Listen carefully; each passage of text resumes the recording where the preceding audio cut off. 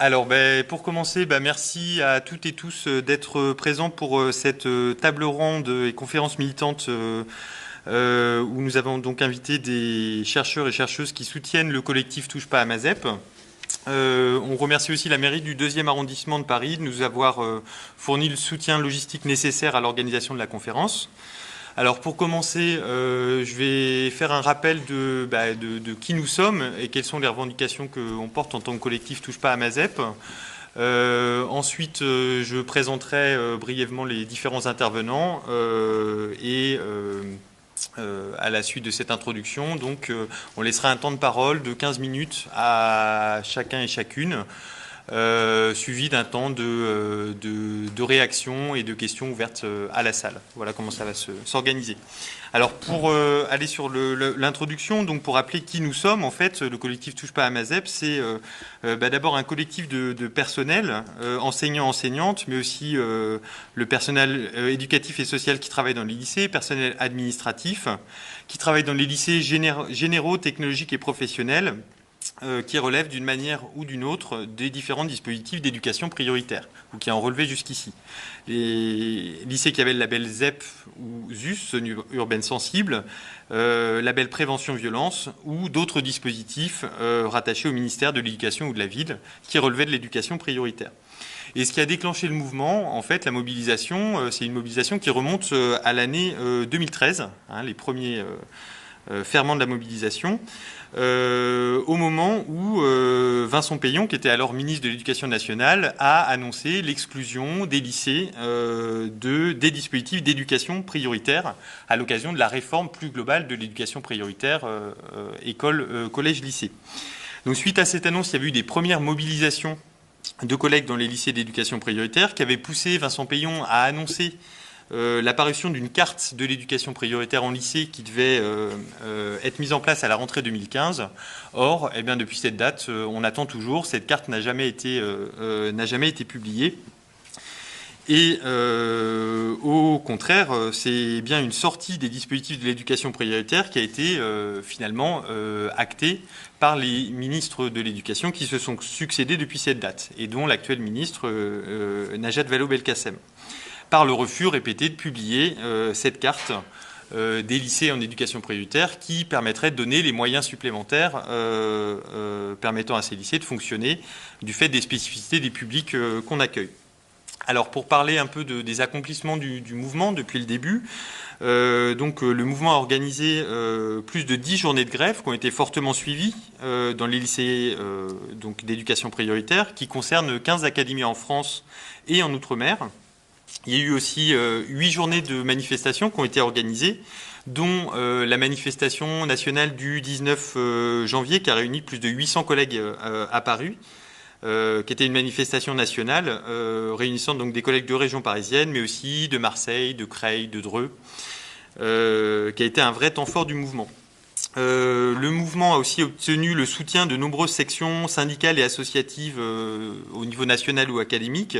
dont le soutien de la FSU, de SUD, de la FCPE, de la CGT, Éducation, du SGAN CFDT, par exemple. On a aussi obtenu le soutien de nombreux élus. Il y en a certains qui ont même manifesté à nos côtés lors de diverses manifestations. Ou qui ont posé sur notre sollicitation de nombreuses questions au gouvernement qui malheureusement sont restées sans réponse. On a aussi réussi à obtenir par la mobilisation un soutien massif des enseignants-chercheurs, puisque il y a une première pétition qui a été parue dans Libération qui a rassemblé plus de 500 signatures d'enseignants-chercheurs de diverses disciplines partout en France. Suivi d'une parution quelques jours plus tard d'une tribune plus ciblée parue dans Le Monde qui a été signée par les sociologues Christian Baudelot et Stéphane Beau, et ainsi que d'autres enseignants-chercheurs représentant un panel très diversifié de disciplines académiques, qui montre bien le soutien du monde universitaire à notre cause. On peut citer aussi la signature de l'appel de l'éducation prioritaire par plus de 100 établissements relevant de l'éducation prioritaire, l'organisation de nombreuses actions symboliques qui ont parsemé le mouvement, et une couverture médiatique relativement large de nos actions et de nos revendications compte tenu des forces militantes représentées et de la base concernée. Alors, si on en vient aux réponses qui ont été apportées jusqu'ici par la ministre, devant l'ampleur de la mobilisation, la ministre n'a pas vraiment pu faire comme si on n'existait pas. Elle a donc été contrainte d'accorder très rapidement quelques menues concessions au collectif, ce qui est bien la preuve de la légitimité et de l'efficacité de la mobilisation menée. La première concession, c'est l'acceptation de prolonger la clause de sauvegarde. Alors, ce qu'on appelle la clause de sauvegarde, c'est en fait le maintien de moyens supplémentaires pour les lycées d'éducation prioritaire, que ce soit en termes de dotation horaire globale, d'effectifs, de primes, de bonifications, de primes à la mutation. Le problème étant que cette clause de sauvegarde, comme elle s'appelle, eh bien, prend fin pour les derniers dispositifs en 2019 et qu'après cette date, eh bien, plus rien n'est assuré en termes de moyens supplémentaires pour les lycées. Et donc, ça veut dire sortie définitive de l'éducation prioritaire pour tous les lycées de France en 2019 au plus tard. Donc, c'est une concession qui n'en est pas réellement une. La deuxième concession, c'est le fait que la ministre a reconnu publiquement à plusieurs reprises la légitimité et le bien fondé de nos revendications, puisqu'elle a clamé, je cite, à plusieurs reprises que nous avions raison de nous mobiliser. Et donc, elle s'est engagée, à la fois publiquement, mais aussi dans des courriers adressés au collectif, à engager une réforme de l'éducation prioritaire en lycée dès la rentrée 2017. Et c'est ce qui fait office de communication officielle du ministère sur cette date-là. Sauf que ça n'a échappé à personne que la rentrée 2017, ça se situe après les élections présidentielles, avec tous les aléas que ça représente. Rien ne garantit à ce stade que le candidat issu du Parti socialiste soit élu, et rien ne garantit non plus qu'un éventuel nouveau ministre de l'Éducation se sente tenu par les promesses de sa prédécesseuse. Donc là aussi, il s'agit de promesses hypothétiques, mais qui prennent aussi, à nos yeux, la forme d'une sorte de chantage électoral, hein, puisque l'idée, c'est un peu votez pour nous et on vous fera la réforme que vous demandez. Ce qui, à nos yeux, est évidemment pas acceptable. Troisième concession qui a été consentie par le ministère et sur laquelle ils ont beaucoup communiqué pour justement essayer d'éteindre la mobilisation et d'endormir aussi les médias qui suivaient de loin le mouvement. La création de 450 postes supplémentaires dans les lycées défavorisés à la rentrée 2017. Or, d'une part, il s'agit de postes qui sont temporaires et qui ne sont pas durables. Quand ils existent, ils sont pris à d'autres lycées qui ne font pas partie de l'éducation prioritaire, ce qui contribue en fait à une forme de mise en concurrence des établissements les uns avec les autres,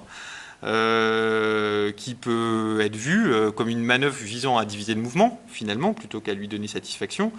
L'autre problème sur ces 450 postes supplémentaires, c'est qu'il y a des expertises locales qui ont montré, comme celle du SNES de Lille, que en fait, dans plusieurs académies, ces postes soi-disant supplémentaires étaient en fait un réhabillage sous un autre nom de postes qui existaient déjà, qui étaient déjà attribués à nos lycées avant cette date. Bref, inutile de dire que quand on met tout ça bout à bout, le compte n'y est pas. Ce qui n'empêche pas le ministère de propager des fausses informations dans sa communication officielle, en prétendant, par exemple, sur France Inter, lors de la matinale du 6 février, donc la ministre a prétendu que le problème avait été réglé et que toutes les mesures ont été prises pour satisfaire les demandes du collectif, ce qui, évidemment, n'est pas le cas. Donc, on peut se demander qu'est-ce qu'on demande à ce stade-là. Eh bien, ce qu'on demande, c'est premièrement d'être auditionné par le président de la République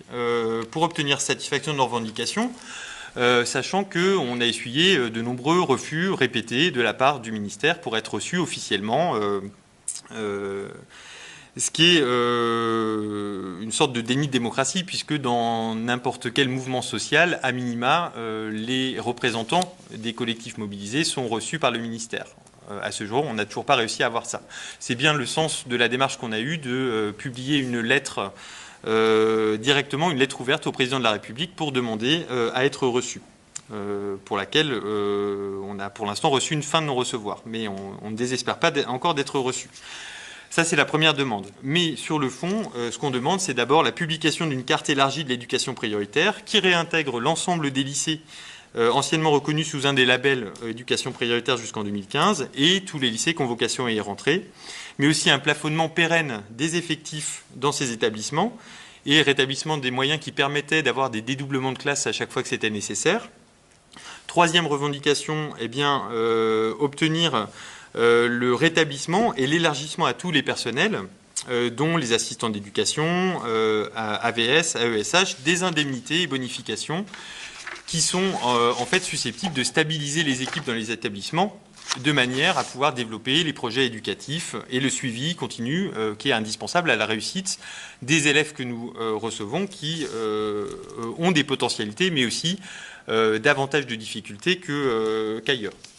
En somme, notre mouvement, on ne demande pas la lune, on demande juste finalement un simple rééquilibrage de la dotation des fonds publics en faveur des établissements des quartiers populaires qui en ont le plus besoin. Autrement dit, donner plus à ceux qui en ont le plus besoin. Puisque si on regarde aujourd'hui, les lycées de centre-ville, par exemple de l'Académie de Paris, bénéficient en fait de moyens sensiblement supplémentaires par rapport à ceux de l'éducation prioritaire. Puisque, selon un rapport de la Cour des comptes qui date de 2012, eh bien, l'État dépense 47% de plus pour un élève de l'Académie de Paris par rapport, par exemple, à un élève de l'Académie de Créteil ou de Versailles, où on trouve beaucoup de zones d'éducation prioritaire. Et donc, c'est vraiment cette inégalité de dotation qu'on veut voir disparaître, et donc ça passe par l'octroi de moyens supplémentaires qui sont demandés par le collectif pour les lycées d'éducation prioritaire. Voilà pour un peu une vue d'ensemble sur le mouvement. Maintenant, si on en vient à la conférence d'aujourd'hui, ce qui nous occupe aujourd'hui, en fait, il nous a semblé important de donner la parole à des universitaires qui ont tous, à un titre ou à un autre, produit des travaux scientifiques importants sur les classes populaires ou sur les quartiers populaires en France, et qui, pour un certain nombre d'entre eux, ont une bonne connaissance, une connaissance de première main aussi, des conditions d'apprentissage et d'enseignement en lycée ZEP, pour y avoir soit enquêté, soit travaillé en tant qu'enseignant avant de poursuivre une carrière d'enseignant ou d'enseignant-chercheur. Ça, c'est donc la première raison. La deuxième raison, c'est que eh bien, les personnes qui sont réunies ici sont toutes signataires de la pétition que j'ai signalée, qui a été parue dans Libération, à destination des enseignants-chercheurs, et que donc ils soutiennent nos revendications. Et donc, l'objectif ici, ce qu'on leur a demandé finalement, c'est de s'exprimer sur les raisons qui poussent à soutenir la mobilisation et la revendication, en expliquant finalement pourquoi il est aujourd'hui essentiel de garantir aux élèves des quartiers populaires des conditions d'enseignement qui sont dignes et égales à celles qui sont accordées ailleurs sur le territoire français, en essayant de faire des ponts à chaque fois avec leurs propres objets de recherche. Alors, si on en vient maintenant à la présentation des invités, donc nous avons tout d'abord à côté de moi donc, Gérard Mauger, qui est sociologue, directeur de recherche émérite au CNRS et membre du Centre de sociologie européenne, qui a publié de nombreux ouvrages et articles scientifiques sur les caractéristiques et les transformations qui ont affecté les jeunes issus des classes populaires en France depuis les années 1970, ainsi que sur les différentes formes de déviance et de délinquance juvénile. Il a travaillé principalement en s'appuyant sur une méthode de type ethnographique, c'est-à-dire une méthode qui a recours à des entretiens et de l'observation qui implique une immersion de longue durée au sein de la population des quartiers populaires enquêtés. Nous avons aussi donc à sa droite Chantal Jacquet qui est philosophe, professeur à l'université Paris 1 Panthéon-Sorbonne, membre du Centre d'histoire des systèmes de pensée moderne de Paris 1, qui est spécialiste de l'histoire de la philosophie moderne et de la philosophie du corps, notamment auteur de nombreux livres sur Spinoza, et qui a publié en 2014 un ouvrage ici présent qui s'appelle « Les transclasses ou la non-reproduction », qui a pour but d'analyser en fait les causes politiques, économiques, sociales et psychologiques qui concourent à la non-reproduction sociale, ainsi que leur effet sur la constitution des individus qui connaissent ces trajectoires de non-reproduction sociale, de mobilité sociale. Et donc elle va nous éclairer aujourd'hui sur les conditions institutionnelles qui sont nécessaires justement à cette non-reproduction sociale, et notamment concernant l'éducation. Ensuite, à sa droite, nous avons donc Laurence Decoq, qui est professeur d'histoire-géographie en lycée à Paris et également chercheur en sciences de l'éducation rattaché à l'université Lyon 2, qui a par le passé enseigné pendant 16 ans en éducation prioritaire à Nanterre, qui est aussi membre du bureau de comité de vigilance face aux usages publics de l'histoire, puisqu'elle est spécialisée sur, ses recherches portent sur l'enseignement du fait colonial à l'école, qui a publié de nombreux ouvrages sur cette thématique, et qui milite par ailleurs aussi pour une pédagogie critique au service de la justice sociale. Et elle interviendra donc aujourd'hui à la fois au regard de son expérience passée en ZEP et aussi en tant que militante pédagogique et chercheuse spécialisée sur le fait colonial, l'enseignement du fait colonial à l'école. Et enfin, nous avons donc en quatrième intervenante Nassira Ghenif, qui est docteur en sociologie et aujourd'hui professeur en sciences de l'éducation à l'université Paris 8, Saint-Denis. Qui est par ailleurs aussi membre du réseau de recherche et de publication Terra, spécialisé sur les mobilités transnationales et les humanités numériques, et vice-présidente de l'Institut des cultures d'islam de la mairie de Paris, qui travaille sur les rapports de genre et de race au sein des classes populaires, et plus spécifiquement les classes populaires issues de l'immigration, ainsi que sur le racisme ordinaire et ce qu'elle nomme aussi racisme d'État, dont sont la cible ces populations. Et donc c'est à la fois en tant que spécialiste des questions d'éducation et des inégalités et du racisme que subissent les quartiers populaires que Madame Ghenif va nous éclairer sur la question de l'éducation prioritaire. Voilà pour la présentation d'ensemble des intervenants. Donc je laisse la parole donc à Gérard Mauger